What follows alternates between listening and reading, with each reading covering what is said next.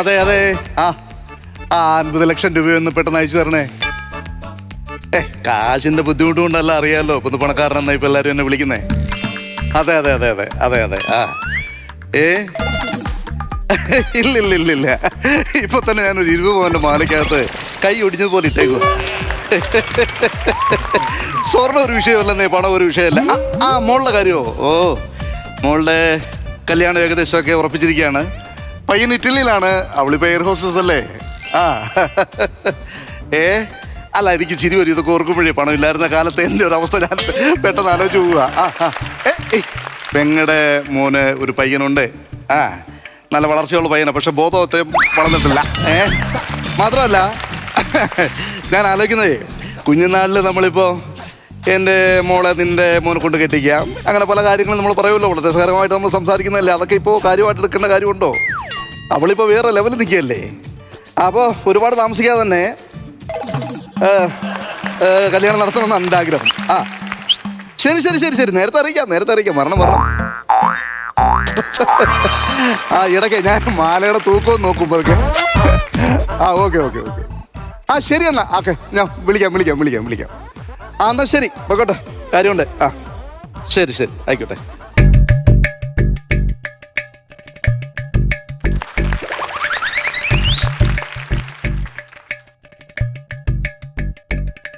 അച്ഛാ, ഇത് ചോദിക്കണം.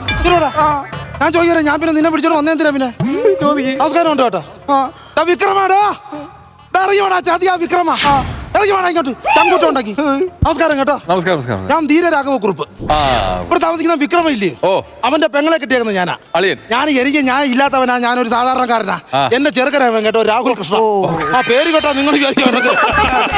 പിന്നെ അപ്പം ഇവനും അവിടുത്തെ കൊച്ചുമായിട്ട് പ്രേമമാണേ, എന്റെ മരുമോള് കൊച്ചുമായിട്ട് പ്രേമ. പക്ഷെ ഇപ്പൊ അവനെ കാശും പുത്തനും ഒക്കെ ആയപ്പം പെങ്കൊച്ചി എയർ ഹോസ്റ്റസ് അങ്ങനെ. അപ്പൊ അവന് ഏതോ ഇറ്റലിക്കാരനുമായിട്ട് ഇവന്റെ പ്രേമം കൊണ്ട് തട്ടിക്കളഞ്ഞിട്ട് ഇറ്റലിക്കാരനുമായിട്ട് കല്യാണം. ഞാൻ അറിഞ്ഞു. അങ്ങനെ ചോദിക്കാൻ ചെറുക്കന്റെ കണ്ണീര് കണ്ടാ എനിക്ക് പറ്റുമോ? എനിക്ക് അങ്ങനത്തെ ഒരു പേപ്പർ കഷ്ണം തരാമോ? ഒരു 3-4 ചെറിയ കപ്പൽ ബോട്ടും ഉണ്ടാക്കി അവന്റെ വായിക്കകത്തിട്ട് കൊടുക്കണം. എടാ, ഇരുന്ന് വെള്ളം ഇറക്കല്ല, അതിന്റെ കല്യാണം കഴിഞ്ഞടാ. എടാ ക്യാമറമാൻ ചെറുക്കനാടാ, അവൻ ചട്ടുകാൻ പഠിപ്പിച്ച് നിന്റെ പുറത്ത് വെച്ച് പൊള്ളിക്കും. ഫോട്ടോഷൂട്ട് നിന്റെ പുറത്ത്. ഞാൻ പറഞ്ഞു ഈ പെങ്കൊച്ചിന്റെ കാര്യത്തിന് ഒന്ന് ഫ്രീ ആയിട്ട് വരാൻ പറഞ്ഞു. അപ്പൊ നോക്ക്, തലേന്ന് തിരിഞ്ഞടാ, തലയിൽ അവിടെ ചെസ് ബോർഡ് മരിച്ചു വെച്ചോണ്ട് വന്നു. എന്തൊരു ചെറുക്കനാന്തോ. ഞാൻ ഒന്ന് ക്ലിയർ ചെയ്യട്ടെ. നിങ്ങൾ ഇടപെടണം. ചിലപ്പോ വേറെ പല വിഷയം ഇറങ്ങി തിരിഞ്ഞ് ഇനിയും വരും. കേട്ടോ, അയലത്തുകാരൊക്കെ ഇവിടെ ഇരിക്കണം. ഇത്തിരി കാഴ്ചകൾ കാണാനുണ്ട്. വേറെ എനിക്ക് എടാ നിന്റെ കുഴപ്പമൊന്നും വെച്ചാ നീ പറയേണ്ട കാര്യം പറയേണ്ട സമയത്ത് നീ പറയത്തില്ല. ആ ജംഗ്ഷനിൽ വന്ന് വണ്ടി ഇറങ്ങിയപ്പോ ചന്തയിൽ നിൽക്കുവാണോ നമ്മള്, അപ്പൊ നീ പറയണ്ടടാ. പോട്ടെ, ഇറക്കാം. അതെല്ലാം കൂടെ ഞാൻ വയറ് കയറി പരിക്കൂടാ. അത് എന്ത് നിനക്ക് അവല് വേണോന്ന് പറഞ്ഞ? അവല് വേണമെന്നാണ് ഞാൻ പറഞ്ഞത്. എനിക്ക് അവളെ വേണമെന്ന്. കൃതി എന്റെ മുറപ്പുണ്ട്. അവളെ എത്ര വർഷം സ്നേഹിച്ചാന്ന് അച്ഛനറിയാവോ? അവളോടുള്ള സ്നേഹം മൂത്ത് ഞാൻ എന്റെ കയ്യിൽ കോമ്പസ് കൊണ്ട് കൃതി എഴുതി വെച്ചതാ. കണ്ട എടാ, എന്തുവാടാ അവിടെ പേര്? കൃതി. അതിന് നീ ക്രിമിനല്ലേടാ എഴുതി. നീ ഒരു കാര്യം ചെയ്യും, ആ കോമ്പസ് തൊട്ടുപുറത്ത് കടിയുന്നും കൂടെ കഴിച്ചു കുറച്ച് പച്ചപ്പപ്പായം വെട്ടിട്ട്. അപ്പൊ നിന്റെ അസുഖം മനസ്സിലാകും, നിന്റെ തൂക്കാനും പിടിക്കും. അല്ല, അത് ഞാൻ എനിക്ക് എഴുതിയപ്പോ തെറ്റിപ്പോയതാ. അല്ല, എഴുതിയപ്പോഴല്ല, നിന്നെ പഠിപ്പിക്കാൻ പറ്റപ്പോ എനിക്ക് തെറ്റിപ്പോയതാണ്. അപ്പോഴാണ് അറിയാൻ ഞാൻ നടക്കുന്നത്. നീ കിടന്ന് ബഹളം വെക്കരുത്. അവൾ എന്റെ പെങ്ങടെ മോനാണ്, അവൾ എന്റെ അളിയന്റെ മോളാണ്. അവൻ എനിക്കറിയാൻ വേണ്ട പരിഹാരം. പിന്നെ ഇവിടെ ഞാൻ വേറെ കേട്ടത് നിന്റെ ഭാഗത്തും തെറ്റുണ്ട്. എന്റെ ഭാഗത്ത് കാരണം ഇപ്പൊ അവനെ ഞാനിപ്പോ എങ്ങനെയും സംസാരിച്ച് ക്ലിയർ ചെയ്യാന്ന് വെക്കാം. പക്ഷേ ഇവൻ എന്തോ ജോലിയാന്ന് ചോദിച്ചാൽ ഞാൻ എന്തോ പറയും. അവൻ്റെ ഞാൻ എന്തിനാ ജോലിക്ക് പോകുന്നത്? അത് ശരി, അച്ഛനല്ലേ പറഞ്ഞത്. അച്ഛൻ ഉണ്ടാക്കിയിട്ടല്ലേ എനിക്കുള്ളതാ. ഞാൻ ചുമ്മാ ഇരുന്ന് തിന്നാ പോരാ അച്ഛാ. ഇപ്പോഴും വാടക വീട്ടിൽ, ഒറ്റമുറി വാടക വീട്ടിൽ താമസിക്കുവാ ഞങ്ങള്. ഞാൻ എന്തോ ഉണ്ട്. നിങ്ങൾ ഈ ഉറുമ്പ് വിഷമിച്ച് കരഞ്ഞു പോകുന്ന കണ്ടിട്ടുണ്ടോ? എന്റെ വീട്ടിൽ അടുക്കളയിൽ കയറണം. പഞ്ചാരപ്പാട്ടയ്ക്കകത്ത് ഒരു തുള്ളി പഞ്ചാരയില്ലാതെ അത് തിന്നാൻ പറ്റാതെ ഉറുമ്പ് ഇങ്ങനെ വിശന്ന് നിരയായിട്ട് കരഞ്ഞു പോകുന്ന എന്റെ വീട്ടിൽ വന്നാൽ കാണാം. എന്നാണോ ഇനി ഉറുമ്പ് തുണ്ടുപേപ്പറെ തള്ളക്കെഴുതി വെച്ചിട്ട് പോകുന്ന ആർക്കറിയ? ഇവൻ എന്തോ ഉണ്ടാക്കി ഇട്ടേക്കുന്ന. ഒരു കാര്യം ചോദിച്ചാ, അവർ ചോദിച്ചാ ഹൗസ് കീപ്പിംഗ് ആന്ന് പറ. ഏത് ഹോട്ടലിൽ? ഹോട്ടലല്ല, നമ്മുടെ വീട്ടില് അച്ഛനും അമ്മയും ജോലിക്ക് പോയി കഴിയുമ്പോ ലൈസും മുട്ടായൊക്കെ തിന്നോണ്ട് ആ വീടും പരിസരമൊക്കെ ഞാനല്ലേ അച്ഛൻ നോക്കുക. ആ ജോലിയില്ല അച്ഛാ. അങ്ങനെ ഉണ്ട്, ചുമ്മാ ഇരുന്ന് കള്ളച്ചോറുണ്ട് പുറത്തേച്ച് അവൻ ഹൗസ് കീപ്പിംഗ് എന്ന വലിയൊരു ജോലിയുടെ പേര് അടിച്ചാൽ ചെവക്കല് ഞാൻ പറഞ്ഞു കേട്ടോ. അതിനെ ഞാൻ ഇവിടെ വെട്ടി മൂടാത്ത എന്താണെന്ന് അറിയാൻ പറയാം. എന്നെ തിരിച്ചു പോകാനുള്ള വണ്ടി കൂടി നിന്റെ പാക്കറ്റിലായി പോയി. എനിക്ക് ഞാൻ അത്ര കിലോമീറ്റർ നടന്നു പോകുമ്പോ എന്റെ തുട ഉറഞ്ഞ് തീ പിടിക്കും. അതുകൊണ്ട് ഞാൻ നിന്നെ ചെയ്യാത്ത എന്റെ കഴിവിനൊക്കെ അവളെനിക്ക് പറ്റിയ പെണ്ണാണ് അച്ഛാ. കോട്ടെന്ന് ആ പെങ്കൊച്ചിന് എന്തോ ജോലി എന്ന് ചോദിച്ചാൽ നിനക്ക് അത് പറയാൻ അറിയാവോ? ഓ എനിക്കതൊക്കെ അറിയാം. ജോലിയാ എന്താ ജോലിയാ പറ. എനിക്കറിയാലോ. ആ പറ. വിമാനത്തില് ചോറും കറിയും ചായയൊക്കെ കൊടുക്കുള്ളൂ. അല്ലടാ അവള് വിമാനത്തിനകത്ത് വീട്ടിലൂടെ നടത്തും. എയർ ഹോസ്റ്റസ് പോലും പറയാൻ അറിയത്തില്ല ഈ പട്ടിക്ക്. പിന്നെ നിനക്ക് എങ്ങനെയാണ് ആ പെങ്കൊച്ചിനെ കിട്ടുന്നത്? എങ്ങനെയാണ് നിനക്ക് ആ പെങ്കൊച്ചിനെ കിട്ടുന്നത്? അവൾ ആകാശത്ത് എനിക്ക് മെസ്സേജ് ഒക്കെ അയക്കുന്ന. അവള് കല്യാണം കഴിഞ്ഞ് ആകാശത്ത് തന്നെ പറക്കും. നിനക്ക് അങ്ങനെ അവിടെ കാണാൻ പോലും പറ്റത്തില്ല. ആ വിമാനം സ്റ്റാൻഡിൽ കൊണ്ടിടുമ്പോ ഞാൻ അവളോട് പോയി സംസാരിച്ചോളാം. സ്റ്റാൻഡിൽ കൊണ്ടുവിടാനാ വിമാനമോ? എന്തുകൂടാ KSRTC പ്രിയദർശന്റെ ബസ്സോ ഇടക്കിടയ്ക്ക് ആണോ? അച്ഛൻ കുറ്റം പറയണ്ട. എന്നാ കുറ്റം പറയാം? അച്ഛന്റെ കഴിവത്തൊക്കെ എനിക്കും കിട്ടുള്ളൂ. അതായത് നീ അതാ ആൾക്കാരെ കൊണ്ട് പറയിപ്പിക്കാം.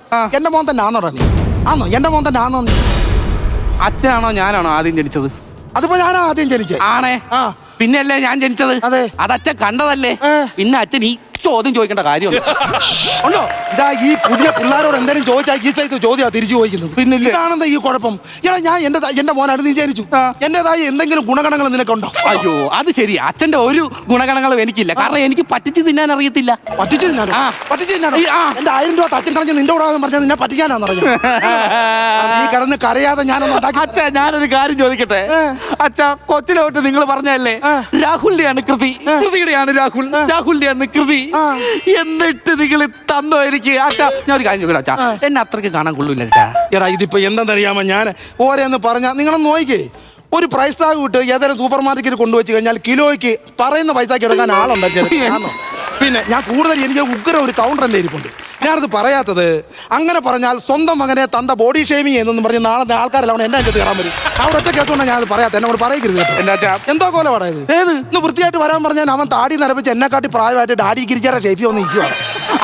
അച്ഛൻ എങ്ങനെ ഇതൊന്ന് പറഞ്ഞ് ശരിയാക്കി. എനിക്ക് ഇത് കഴിഞ്ഞിട്ട് ഞങ്ങൾക്ക് ഹണിമൂണ് പോകാനുള്ളതാണ്. ഓ അത് ശരി. വീടിന് തറക്കല്ലിട്ടില്ല, അതിന് മുമ്പേ കയറി താമസം ഒന്ന് ഫിക്സ് ചെയ്തു. വെള്ളം അങ്ങട്ടാ ആദ്യം ഒന്ന് പറഞ്ഞ് ഞാൻ ശരിയാക്കണം. നീ ഒന്ന് അടങ്ങിയിരിക്കുന്നു. അച്ഛൻ ഉറപ്പായിട്ടും പറഞ്ഞ് ശരിയാക്കുവോ? അത് ശരിയാക്കാന്ന് ഞാനില്ലേ പറഞ്ഞു. അച്ഛൻ അങ്ങനെ പറഞ്ഞ് ശരിയാക്കി ഞങ്ങളെ കല്യാണം നടത്തി തന്ന തൊട്ടടുത്ത മുഹൂർത്തത്തിൽ അച്ഛന്റെ അമ്മയുടെ കല്യാണം ഞാൻ നടത്തി തരും. എന്തിന്? അല്ല ഒരു പാലയിട്ട് അങ്ങോട്ടും ഇങ്ങോട്ടും വേണ്ട അച്ഛാ. ഇതാണ് ഇപ്പോഴത്തെ ട്രെൻഡ്. നീ ട്രെൻഡെ പിടിച്ചോണ്ടിരി. ഞാൻ അവനെ എങ്ങനെയും പറഞ്ഞ് മനസ്സിലാക്കട്ടെ. നീ പിന്നെ ആവശ്യമില്ലാത്ത വർത്തമാനങ്ങൾ അവനൊക്കെ പറയാൻ നിൽക്കരുത്. ഇല്ല മര്യാദയ്ക്ക് എവിടെയും ഉടങ്ങി ഒന്ന് നിൽക്കണം കേട്ടാ. സുബീദ് അവള് നിന്റെ തന്നെ അച്ഛൻ നടത്തി തരും. അച്ഛാ നടത്തി തരാന്ന് ഞാൻ കല്യാണം നടത്തി തരുമെന്ന് പറഞ്ഞു. സംസാരിക്കും. എന്തൊരു കൊല്ലത്ത് പറയണ്ടേ? സംസാരിക്കും. അച്ഛൻ സംസാരിക്കും. എടാ 3 വിക്രമൻ പിള്ളേ. എടാ 3 വിക്രമൻ പിള്ളേ. ത്രിവിക്രമൻ എന്നല്ലേ അമ്മാവന്റെ പേര്? എന്താ ഇന്നലെ കിടന്നുറങ്ങിയപ്പോ ഈ നാക്കാൽ ഒരു കടി കടിച്ചിട്ട് മുറിഞ്ഞിരിക്കണ്ട. അപ്പൊ ഈ അങ്ങനെ പറയുമ്പോ ഈ നാക്ക് ഒന്ന് പലരടിക്കും വേനെടുക്കണം. 3 ആകുമ്പോ നാക്ക് വെളി കിടക്കണം. ശരി 3 വിക്രമൻ പിള്ളേ ഇറങ്ങി വേണോ വഞ്ചക വിളി വിളി.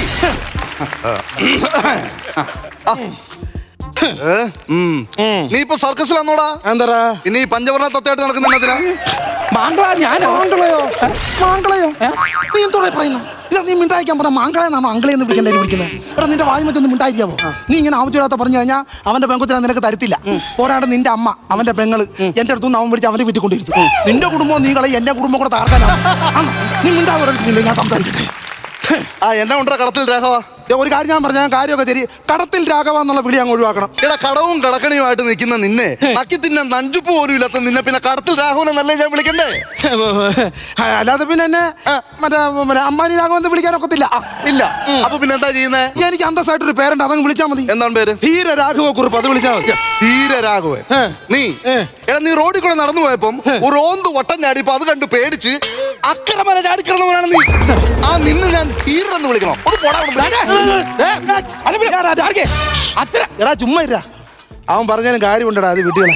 പിന്നെ 3 ദിവസമല്ല പേടിച്ച് അക്കരമല ഇരുന്ന് കളഞ്ഞു. നീ എന്താ പറഞ്ഞ? അവൻ പറയുന്നതിന് കാര്യമുണ്ട്. പിന്നെ ഇനിയിപ്പോ കാര്യത്തിലേക്ക് കിടക്കാം. എന്താ കാര്യം? അവന് പണ്ടത്തെ ഇതില് എനിക്കൊരു ചോരപ്പാമ്പ് പിന്നെ ഒരു പിന്നെ ആണും കുഞ്ഞും ബ്ലഡിന്റെ മറ്റേ കൊച്ചു കുഞ്ഞുങ്ങളുടെ ഇതുണ്ടല്ലോ. ദൈവമേ എനിക്കറിയാമയ്യ തെറ്റിയിട്ട് ദീപാരാനയ്ക്ക് അമ്പരത്തി മണി അടിക്കുന്ന പോലെ എവിടെ നിന്നൊക്കെയാ ശബ്ദം എനിക്ക് അറിഞ്ഞൂടാ.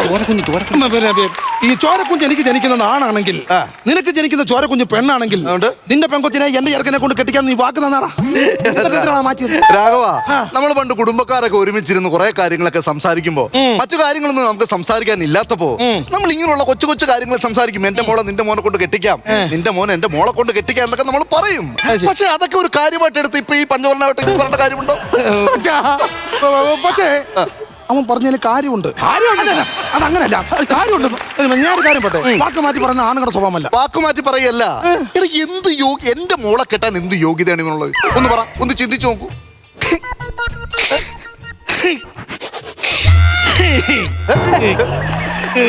എന്റെ മോളെ കെട്ടാനുള്ള യോഗ്യത പറ നീ. അച്ഛൻ കരണ്ട, പോട്ടെ, സാറില്ല. എന്നെയല്ല അച്ഛാ പറഞ്ഞ, സാറില്ല. അതുകൊണ്ടല്ലടാ പിന്നെ അവൻ പറഞ്ഞാല് കാര്യമുണ്ട്. പിന്നെ അതല്ല, അവൻ അടിച്ചു കയറോ എന്തോ ഇട്ട് പിടിക്കുമെന്ന് ഞാൻ ആലോചിച്ചു.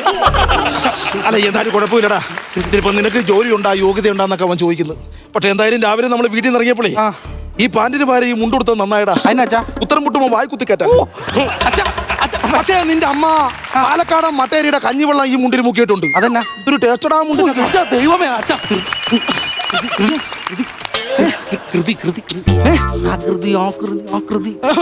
അങ്ങനെ ഞാൻ സംസാരിക്കാൻ വന്നത് ഇവന്റെ ആകൃതിയെ കുറിച്ചാണ്. ഇവന്റെ ആകൃതി എന്ന് പറഞ്ഞാൽ ഇവൻ ചുമ്മാ നിന്നിട്ട് ഒരുമാതിരി ആകൃതി. എന്റെ ആകൃതി വീഴ്ചയായിട്ട് വേറൊരു ആകൃതി. അച്ഛനായി പോയി. പിന്നെ മര്യാദയ്ക്ക് അവനെ കെട്ടിച്ചു കൊടുക്കുന്നതാണെന്നല്ലേ. അല്ലെങ്കിൽ രാഖി രാമായണം ഇന്ന് രാത്രി 12 മണിക്ക് പെങ്കുതിനെ എടുത്ത് പോക്കും. രാഘവ, നീ എന്തൊരു കോലമാടാ ഇവന്റെ. ഇവൻ എങ്ങനെയാടാ എന്റെ മോളെ ഞാൻ കെട്ടിച്ചു കൊടുക്കുന്നത്? എന്ത് യോഗ്യതാണ് ഇവനുള്ളത്? അവൻ പറഞ്ഞതിന് കാര്യമുണ്ട് കേട്ടാ. നിന്റെ ഈ രൂപത്തിന്റെ അണിയിപ്പിച്ച എന്നെ ഇൻസൾട്ട് ചെയ്യണം. നിന്റെ ഞാൻ സംസാരിക്കാം. അതെങ്ങനെയാണ് ക്ലിയർ ചെയ്തോളൂ. എന്റെ സ്വഭാവം തനി സ്വഭാവം അങ്ങനെയൊന്നും പറഞ്ഞിട്ട് കാര്യമില്ല.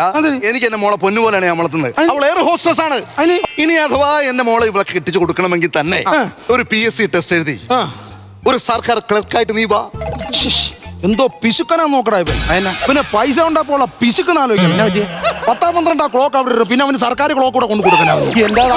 ഈ സർക്കാർ ഗവൺമെന്റ് ജോലി വേണോ? ഗവൺമെന്റ് ജോലി ചെറുക്കന് പിടിച്ച് ഞാൻ കൊടുക്കും. വേണം, വേറെ ചേച്ചി കേട്ടാ. പിന്നെ ചെറുക്കന് തന്നെ ഗവൺമെന്റ് ജോലി വേണം. ചെറുക്കന്റെ അമ്മയ്ക്ക് കേന്ദ്ര സർക്കാരിന്റെ ജോലി ആയാലോ? എന്റെ പെങ്ങൾക്ക് എവിടെ നിന്നാണ് കേന്ദ്ര സർക്കാരിന്റെ ജോലി? പിന്നെ തൊഴിലുറപ്പ് പിന്നെ ക്ലബിന്റെ അടിസ്ഥാനത്തിൽ കൊടുക്കും. രാഘവ, മോന്റെ കാര്യം പറയാൻ ഇവിടെ നിൽക്കണ്ട. ആ പെണ്ണെ ഈ പെണ്ണെന്ന് പറഞ്ഞ അവൻ നടക്കുകയാണ്. അവന്റെ കയ്യിൽ നോക്ക്. നീ അത് കാണിച്ചാ വേറെ പിടിച്ച് അത് കാണിക്കണ്ട. അവൻ കയ്യിലൊക്കെ എഴുതിയിട്ടിരിക്കുന്ന പിന്നെ ഇതൊന്നും പറഞ്ഞു. അപ്പൊ അതുകൊണ്ട് അവൻ അത് പ്രശ്നമാണ്. ഭക്ഷണം കഴിക്കുന്നില്ല ചെറുക്ക. ഞാൻ അതൊന്നും സമ്മതിക്കും. എനിക്ക് എന്റെ മോളാണ് വലുത്. അറിയാ, ഒരു കാര്യം എങ്ങനെയാണ് സെറ്റ് ചെയ്ത് പറ. സമ്മതിക്കൂലേ? സമ്മതിക്കത്തില്ല. നീ ഒന്ന് അറേഞ്ച് ചെയ്ത് കൊടുറേ. എങ്ങനെയാലും ചുമ്മാ മനുഷ്യനായിട്ട് ചുറ്റിക്കാൻ. ശരി, ഞാൻ സമ്മതിക്കുന്നു. ഓക്കെ, എന്റെ മോളെ ഞാൻ ഇവനെ കെട്ടിച്ചു കൊടുക്കാം. കണ്ടോ, കൊച്ചിന്റെ ജോലിയുടെ പേര് അവൻ അറിയത്തില്ല. ഏതോ ഒരു റബാക്കായ പിടിച്ചോണ്ടിരിക്കുക. നേടിയോ? രാഘവാ, ഞാൻ പഴയതൊന്നും മറക്കുന്ന ആളല്ല. അത് എനിക്കറിയാലോ. പെട്ടെന്നൊരു പുച്ഛം പൈസയൊക്കെ വന്നു കഴിയുമ്പോൾ ഞാൻ വേറെ ആളാകുന്ന ഒരു മനുഷ്യനും അല്ല. അതുകൊണ്ട് തന്നെ എന്റെ മോളെ ഞാൻ കെട്ടിച്ചു കൊടുക്കാം. പക്ഷെ കുറച്ച് ഡിമാൻഡ്സ് ഉണ്ട്. ഡിമാൻഡ്സ് അവന്റെ ഒരു ജോലിയല്ലേ.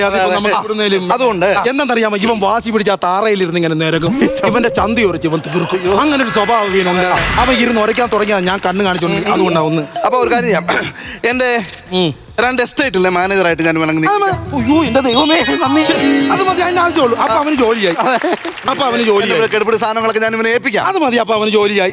നിനക്ക് ജോലി വേറെ വിഷയമില്ല. അങ്ങനെ ഇപ്പൊ കാര്യങ്ങളൊക്കെ നടക്കാം. ആദ്യം ഒന്ന് പേടിച്ചു. ഇല്ലല്ലോ, എന്താണെന്നറിയാമോ, ഞാൻ ആവശ്യമില്ലാത്ത വല്ലതും ഞാൻ പറഞ്ഞെങ്കിൽ അങ്ങനെ ഒന്ന് ക്ഷമിച്ചേക്കണം. എന്റെ സ്വഭാവം മാറിയോ എന്ന് നീ അല്ല, അങ്ങനെ പലരും പറയുന്നുണ്ട്. പക്ഷേ ഞാൻ വിശ്വസിച്ചിട്ടില്ല, ശങ്കിച്ചു. ഇല്ല, ഞാൻ അങ്ങനെ ക്ഷമിക്കണേ. അതെ. പിന്നെ വേറെ പ്രശ്നമൊന്നുമില്ല. അപ്പൊ അങ്ങനെയാണ് ഇതങ്ങ് ഉറപ്പിക്കാം നമുക്ക്. ഓക്കെ. എനിക്ക് ചായ അങ്ങനെ എന്തെങ്കിലും? അല്ല, ചായയുടെ അല്ല. ഇനിയിപ്പോ നമ്മള് കല്യാണം ഉറപ്പിച്ച സ്ഥിതിക്ക് ഇനിയിപ്പോ ബാക്കി കാര്യങ്ങളൊക്കെ എങ്ങനെയാ? ബാക്കി എന്തോ കാര്യങ്ങൾ? അല്ല, ഈ പെങ്കൊച്ചി പറഞ്ഞപ്പോ ശ്രീധനത്തിന്റെ ബാക്കി കാര്യങ്ങളൊക്കെ അല്ല, ചെറുക്കാൽ പെങ്കൊച്ചി വീട്ടിൽ നിൽക്കും. എനിക്ക് അതേ ഉള്ളൂ. ബാക്കി കാര്യങ്ങളൊക്കെ അല്ല, പിന്നെ ശ്രീധനത്തിന്റെ ബാക്കി കാര്യങ്ങൾ ഒരു കണക്കിന് ഒപ്പിച്ചോണ്ട് വരണം. ബാക്കി കാര്യങ്ങളൊക്കെ അല്ലല്ല, അത് അങ്ങനല്ല. ഞാനല്ല അവനെ നിയമിച്ചേ. എന്റെ എസ്റ്റേറ്റിലെ മാനേജറായിട്ടുള്ള എടാ, ചുമ്മാ തെണ്ടിപ്പറിക്കിടക്കം ചെറുക്കല്ല. ജോലിയുണ്ട്. 2 അച്ഛന്റെ മാനേജർ ചെറുക്കൻ. വേറെ പെണ്ണ് കിട്ടാഞ്ഞിട്ടല്ല ഇവിടെ വന്നിങ്ങനെ അവര് ഇഷ്ടത്തിലായിപ്പോ. അല്ല, എനിക്കെന്തോ അതിനെ നടത്തി കൊടുക്കണ്ട. പിന്നെന്തോ? അല്ല, ചുമ്മാ ബാക്കി കാര്യങ്ങളൊക്കെ അങ്ങനെ. അല്ല, ബാക്കി കാര്യങ്ങളൊക്കെ അങ്ങനെ പറ. അല്ല, ഞാനിതിപ്പോ ഞാൻ ചിന്തിച്ചല്ലേ ഉള്ളൂ. ഞാൻ പറഞ്ഞല്ലേ ഉള്ളൂ. അതൊന്നും തീരുമാനമായിട്ട് ഒരു സ്വഭാവത്തിലേക്ക് മാറിയാലോ? അതൊന്നും തീരുമാനമാവട്ടെ. എന്തോ തീരുമാനിക്കാം. അല്ല, ബാക്കി ശ്രീധനത്തിന്റെ കാര്യങ്ങളൊക്കെ എങ്ങനെ? ശ്രീധനത്തിന്റെ കാര്യങ്ങൾ ഞാൻ കൊടുക്കാന്ന് പറഞ്ഞല്ലോ. അല്ല, എന്ത് കൊടുക്കാൻ പറ്റും? നമുക്കൊരു 25 ലക്ഷം രൂപ എന്റെ കുഞ്ഞിന് ഞാൻ മാറ്റി വെച്ചിട്ടുണ്ട്. അപ്പൊ അത് ഞാൻ കൊടുക്കും. അപ്പൊ ഒരു 25 പവനും കൂടെ പിടിക്കേ. പിന്നെ ഒരുമാതിരി കാറ്. ഒരുമാതിരി കാർ അതോടെ സെറ്റ് ചെയ്ത്. ഓക്കെ, ശരി. 25 ആക്കണ്ട. ഒരു 50 പവന്റെ സ്വർണ്ണവും. അത് മതി അത് മതി ഇതായി നല്ല ഉദ്ദേശം. അത് മതി, ഞാൻ അതേ ഉദ്ദേശിച്ചുള്ളൂ. നിന്റെ ഇഷ്ടപ്രകാരം. കാരണം എന്താണെന്നറിയാം, നാളെ ഒരു അമ്മായിമ്മ പോലുള്ള ഇട ഉണ്ടാവരുത്. ചെറുക്കന് കിട്ടുമ്പോ അങ്ങനത്തെ അതുകൊണ്ടാണ് ഞാൻ അപ്പൊ ഒരു മാരുതി കാറും അത്രേ ഉള്ളൂ, അങ്ങ് സെറ്റ് ചെയ്യാം. പിന്നെ എന്റെ കടുപ്പ കുറച്ച് സാധനങ്ങളുടെ അവകാശം കൊണ്ട് ഞാൻ കൊച്ചിനെ ഏൽപ്പിക്കാം. അത്രേ ഉള്ളൂ. പിന്നെ ചെറുക്കന്റെ പാർട്ടി എന്ന നിലയ്ക്ക് എനിക്കൊരു ഡിമാൻഡ് കൂടെ ഉണ്ട്. എന്താണ്? അതുകൂടെ ഒന്ന് അംഗീകരിച്ചാൽ കല്യാണം മുന്നോട്ട് പോകാം. പറ. ചെറുക്കന് ജോലിയുണ്ട്, ഇപ്പൊ അത്യാവശ്യമുള്ള സ്ത്രീധനമുണ്ട്. ഇനിയിപ്പോ ചെറുക്കന്റെ അച്ഛന് എന്നും ഈ സിമെന്റിനകത്ത് കിടന്ന് കുഴയാനൊക്കത്തില്ല. അപ്പൊ നിന്റെ ഏതെങ്കിലും ഒരു 2 ജ്വല്ലറി എന്നെ അങ്ങ് ഏൽപ്പിക്കണം. അതിന്റെ മാനേരുകളി അല്ലല്ല അതേ ഉള്ളൂ. അല്ലാതെ അത് അങ്ങനെ അല്ലാതെ അല്ല രാഘവ, ഇത്ര നേരം നീ പറഞ്ഞൊക്കെ ഞാൻ അംഗീകരിച്ചു. പക്ഷെ ഇപ്പൊ പറഞ്ഞത് അംഗീകരിക്കാൻ ഇത്തിരി ബുദ്ധിമുട്ട്. അല്ല വിട്ടേര് കല്യാണം വിട്ടേര്. ചെറുക്കന് വേറെ പെണ്ണ് കിട്ടാൻ ചേട്ടാ. നീ രാഘവ, അവന് ജോലി കൊടുത്തു ഞാനല്ലേ? എന്റെ എസ്റ്റേറ്റ് അവന് ജോലി കൊടുത്തു. അല്ലല്ലേ നടക്കത്തില്ല. അല്ലല്ല ചെറുക്കനെ അച്ഛന്റെ ഡിമാൻഡ് അംഗീകരിക്കാതെ കല്യാണം മുന്നോട്ട് പോകും. ഞാൻ സംസാരിച്ച് ക്ലിയർ ചെയ്യല്ലോ. ഞാൻ സംസാരിക്കാം. അല്ല ഞാൻ പറയട്ടെ അത് ശരിയല്ല. കാര്യം എന്റെ കൊച്ചിനൊരു ചെറുക്കനെ വേണം. ആ ചെറുക്കനെ ഞാൻ പണ്ട് പറഞ്ഞതുപോലെ വാക്ക് പാലിച്ചു. അവന് ഞാൻ കെട്ടിച്ചു കൊടുക്കാം. പക്ഷേ കൊച്ചിന്റെ അപ്പനെ ഞാൻ ഏറ്റെടുക്കണമെന്ന് പറഞ്ഞ് നടക്കുന്ന കാര്യമല്ല. ഇത് എന്തുവാടെ? ഞാൻ